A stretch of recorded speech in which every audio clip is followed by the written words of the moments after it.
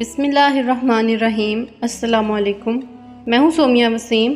میں امید کرتی ہوں آپ سب خیر و عافیت سے ہوں گے۔ سامعین محترم، آج میں آپ کے ساتھ قوم لوط کا واقعہ شیئر کروں گی جس کی مثال پوری دنیا میں نہیں ملتی۔ قوم لوط جنہوں نے ایسی برائی کو جنم دیا جو ان سے پہلے کبھی کسی نے نہ کی، ایسی بدکاری جس کی مثال تاریخ میں نہیں ملتی۔ اس قوم نے ایسا کیا کام کیا تھا اور ان کا کیا انجام ہوا؟ حضرت لوط علیہ السلام اللہ کے ایک بزرگیدہ نبی تھے۔ آپ کے والد کا نام ہاران تھا۔ آپ کی پیدائش عراق کے قدیم شہر ار میں ہوئی تھی۔ اس شہر میں حضرت ابراہیم علیہ السلام کا مسکن تھا۔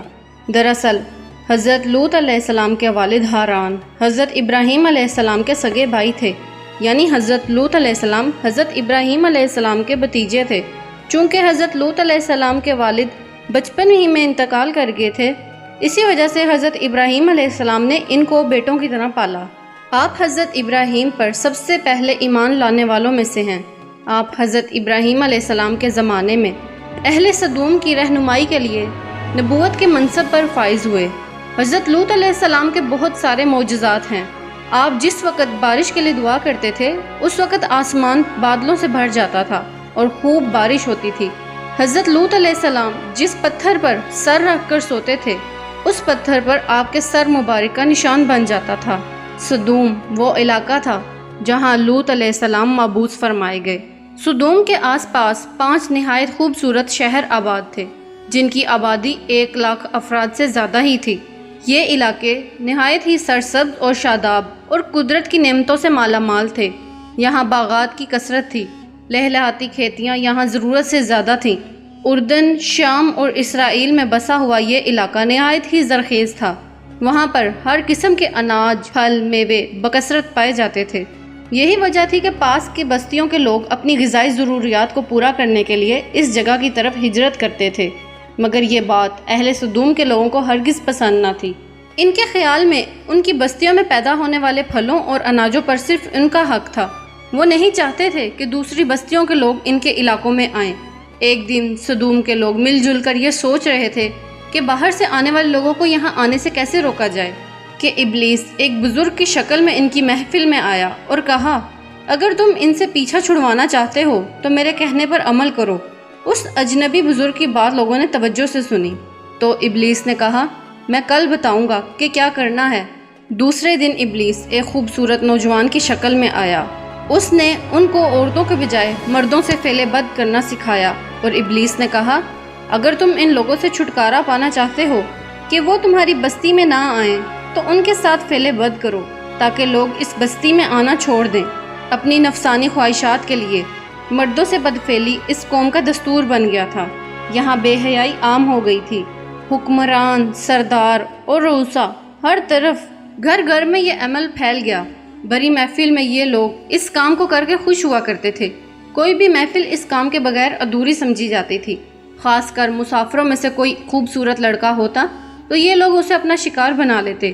تلمود میں لکھا ہے کہ اہل سدوم اپنے روزمرہ معاملات میں نہایت ظالم، دھوکے باز اور بدمعاملہ تھے۔ کوئی مسافر ان کے علاقے سے بخیریت نہ گزر سکتا تھا۔ کوئی غریب ان کی بستی سے روٹی کا ایک ٹکڑا نہ پا سکتا تھا۔ بارہا ایسا ہوتا کہ باہر کا آدمی ان کے علاقے میں آ کر فاقوں سے مر جاتا اور وہ لوگ اس کی لاش کو برہنہ کر کے دفن کرتے۔ اپنی وادی کو انہوں نے باغ بنا رکھا تھا جس کا سلسلہ میلوں تک پھیلا ہوا تھا۔ اس باغ میں وہ بہت بے حیائی کے ساتھ اعلانیہ بدکاریاں کرتے تھے۔ حضرت لوط علیہ السلام نے انہیں توحید کی دعوت دی۔ حضرت لوط علیہ السلام نے کہا، تم بے حیائی کیوں کرتے ہو؟ کیا تم عورتوں کو چھوڑ کر لذت حاصل کرنے کے لیے مردوں کی طرف مائل ہوتے ہو؟ حقیقت یہ ہے کہ تم احمق لوگ ہو۔ حضرت لوط علیہ السلام اہل سدوم کو بار بار نصیحت اور اصلاح کی کوشش کرتے، لیکن اس قوم پر کسی بھی چیز کا کوئی اثر نہ ہوا، بلکہ وہ بہت فخریہ انداز میں یہ کام کرتے۔ انہیں حضرت لوط علیہ السلام کا سمجھانا بھی برا لگتا تھا، لہٰذا انہوں نے صاف صاف کہہ دیا، اگر تم ہمیں اسی طرح برا کہتے رہے اور ہمارے کاموں میں مداخلت کرتے رہے تو ہم تمہیں اپنے شہر سے نکال دیں گے۔ حضرت لوط علیہ السلام نے نصیحت اور تبلیغ کا سلسلہ جاری رکھا، لہٰذا ایک دن اہل سدوم نے عذاب الہی کا مطالبہ کر دیا۔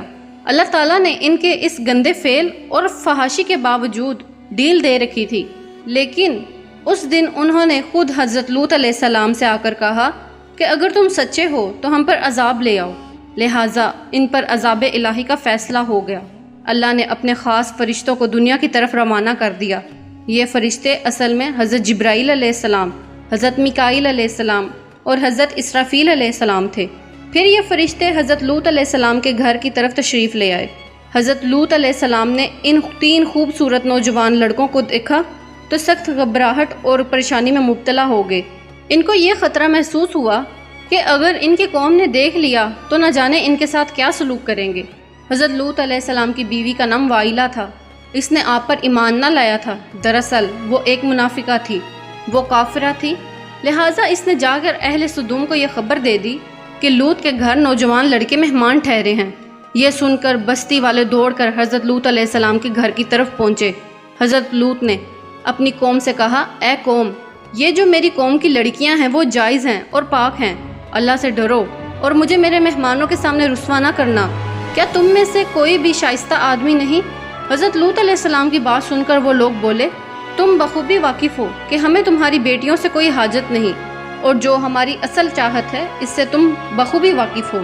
قوم لوط کے اس بے شرمانہ جواب سے اندازہ لگایا جا سکتا ہے کہ وہ فعل بد میں کس قدر مبتلا ہو چکے تھے۔ جب حضرت لوط علیہ السلام کی قوم ان کی طرف دوڑتی ہوئی آئی تو حضرت لوط علیہ السلام نے گھر کے دروازے بند کر دیے اور ان نوجوانوں کو ایک کمرے میں چھپا دیا۔ ان بدکار لوگوں نے آپ کے گھر کا گھراؤ کیا ہوا تھا اور ان میں سے کچھ گھر کی دیواروں پر چڑھنے کی کوشش کرنے لگے۔ حضرت لوط علیہ السلام نے اپنی مہمانوں کی عزت کے اعتبار سے گھبرائے ہوئے تھے۔ فرشتے یہ سب منظر دیکھ رہے تھے۔ جب انہوں نے حضرت لوط علیہ السلام کی بے بسی اور پریشانی کا یہ عالم دیکھا تو حقیقت سے پردہ اٹھایا اور کہا، اے لوط، ہم تمہارے رب کے بھیجے ہوئے فرشتے ہیں، یہ لوگ ہرگز تم تک نہ پہنچ سکیں گے۔ ابھی کچھ رات باقی ہے، اپنے گھر والوں کو لے کر چل دو اور تم میں سے کوئی شخص پیچھے مڑ کر نہ دیکھے۔ اہل سدوم حضرت لوط علیہ السلام کے گھر کا دروازہ توڑنے پر بضد تھے، لہٰذا حضرت جبرائیل علیہ السلام نے گھر سے باہر نکل کر اپنے پر کا ایک کونا انہیں مارا، جس سے ان کی آنکھیں باہر آ گئیں اور بصارت زائل ہو گئی۔ یہ خاص عذاب ان لوگوں پر آیا جو حضرت لوط علیہ السلام کے پاس بدنیتی سے آئے تھے۔ حضرت لوط علیہ السلام حقیقت جان کر مطمئن ہوئے اور رات کے پہر اپنے گھر والوں کو لے کر چل دیے۔ حضرت لوط علیہ السلام کی بیوی بھی ساتھ تھی، مگر کچھ آگے جا کر وہ اپنی قوم کی طرف واپس پلٹ گئی اور قوم کے ساتھ جہنم رسید ہو گئی۔ صبح کا آغاز ہوا تو حضرت جبرائیل علیہ السلام نے بستی کو اپنے پر سے اکھاڑ دیا اور پھر اپنے بازو پر رکھ کر آسمان پر چڑھ گئے، یہاں تک کہ آسمان والوں نے بستی کے کتوں کے بھونکنے اور مروؤں کی آوازیں سنی۔ انہوں نے بستی کو زمین پر دے مارا اور ساتھ ہی ان پر پتھروں کی بارش کر دی۔ ہر پتھر پر مرنے والوں کا نام لکھا ہوا تھا۔ جب یہ پتھر ان کو لگتے تو ان کے سر پاش پاش ہو جاتے۔ صبح سے شروع ہونے والا یہ عذاب اشراق تک پوری بستی کو نیست و نابود کر چکا تھا۔ قوم لوط کی اس خوبصورت بستی کو اللہ نے خشک اور بدبودار سیاہ جھیل میں بدل دیا، جس کے پانی سے رہتی دنیا تک کوئی فائدہ نہیں اٹھایا جا سکتا۔ سمندر کے اس حصے میں کوئی بھی جاندار، مینڈک یا مچھلی زندہ نہیں رہ سکتے، اس لیے اسے ڈیڈ سی یعنی بحر مردار کہا جاتا ہے، جو اسرائیل اور اردن کے درمیان واقع ہے۔ ماہرین آثار نے 10 سال کی محنت اور تحقیق کے بعد تباہ شدہ شہر کو دریافت کیا۔ تحقیقات سے پتہ چلتا ہے اس شہر میں زندگی بالکل ختم ہو چکی تھی۔ اس شہر کے کھنڈرات اور شہر کو دیکھ کر ماہرین آثار قدیمہ نے یہ اندازہ لگایا کہ جب یہ بستی تباہ ہوئی تب لوگ اپنے روزمرہ معمولات میں مشغول تھے اور یہاں زندگی اچانک ختم ہو گئی۔ اہل سدوم جنہیں پتھر بنا دیا گیا تھا، ان کے بت آج بھی بحر مردار کے پاس موجود ہیں، جو تا قیامت لوگوں کے لیے عبرت ہیں۔ آج یورپ میں انسانی آزادی کے نام پر اس بدکاری کی اجازت دی جاتی ہے اور اس فحش عمل کو فخر سمجھا جاتا ہے، مگر حقیقت یہ ہے کہ ہم جنس پرستی بالکل فطرت کے خلاف ہے، جس سے انسانی معاشرہ تباہ و برباد ہو جاتا ہے۔ روایتوں کے مطابق حضرت سلیمان علیہ السلام نے شیطان سے پوچھا کہ اللہ کے نزدیک سب سے بدترین عمل کیا ہے؟